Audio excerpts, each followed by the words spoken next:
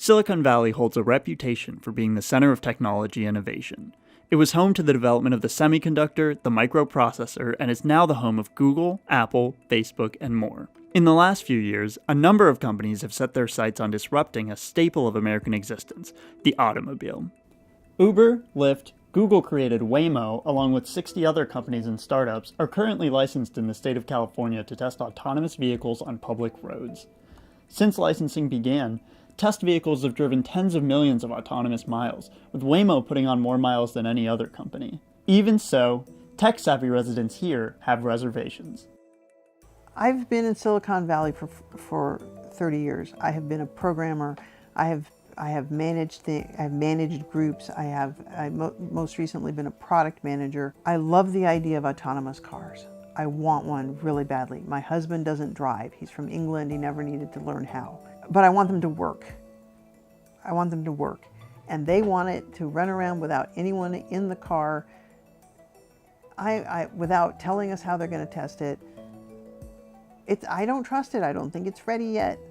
The road space is social, and we treat it as a social cooperative space. It's not that the technology is awful and terrible and horrible. It's that the technology doesn't do the thing it needs to do to work cooperatively in the road space. And that's a really important distinction. It's distracting us from the process of social driving. It's one more thing in our road space. Now we have this other thing we have to kind of move around and adjust to. It can make it more unsafe.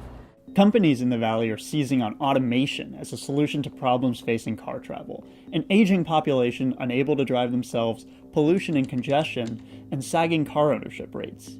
In the US, nearly 40,000 people are killed in auto accidents each year. Autonomous cars are commonly pitched as a way to improve road safety. But to get there, autonomous cars have to prove their own roadworthiness.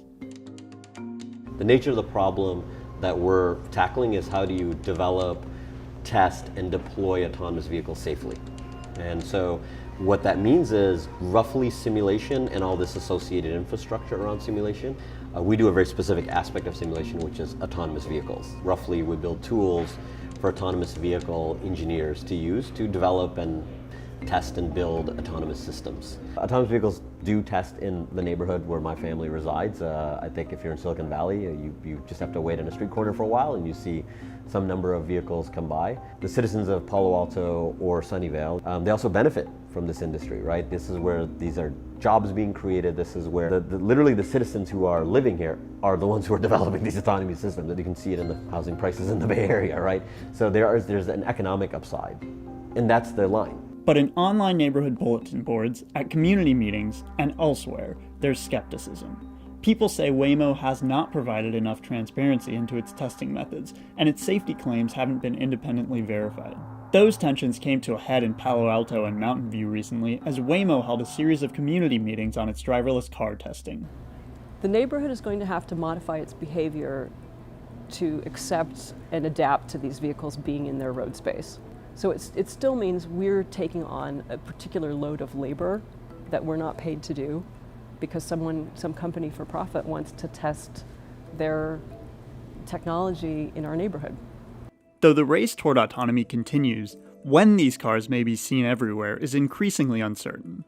Crashes in the last few years have tempered excitement surrounding self-driving cars. During a nighttime test in 2018, an Uber test vehicle hit and killed a pedestrian in Arizona. Since that fatality, skepticism of the rollouts has grown. If you just view it as no testing or all testing, it simplifies the problem, and it is a disservice both to our economy, the autonomous vehicle industry, and the people who are dying because of human-driven vehicles, and the public who is taking the risk of testing autonomous vehicles. So that's the balance. I think in our lifetime, to get 100% penetration of autonomous vehicles is probably not going to happen. That's just the reality. They're supposedly doing this research that's going to be for the benefit of everyone. And in our lifetime, it may be that this might not even become very developed or realized.